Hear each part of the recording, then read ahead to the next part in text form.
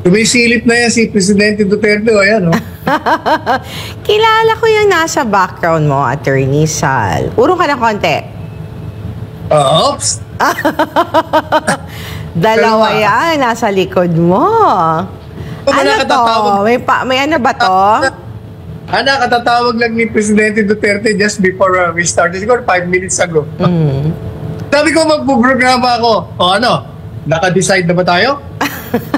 Kaya, pinag-iisipan ko pa kung tatakbo ba ako o hindi. Alam mo, eto nakikinig ang ating taong bayan. Sabi ko po sa kanya, tumakbo kang senador, Ginoong Pangulo, sapagkat hindi matitigil yan hanggat wala kang posisyon.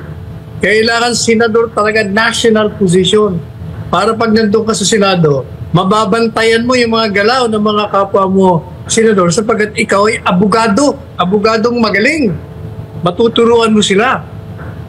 Pangalawa, yun ay barometro kung tinatanggap ka pa ng taong bayan. Sa tingin ko naman magna-number 1 ka. In fact, inumpisa na. Kagabi sa vlog ko, talagang ang daming, takbo na sir, takbo na si Presidente Duterte, sama kayong dalawa. Sabi ko, siya lang ang tatakbo.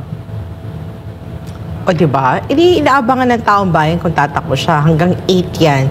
Kaya ang daming media pupunta doon sa Manila Hotel, inaabangan yung mga magfa-file, maghahain.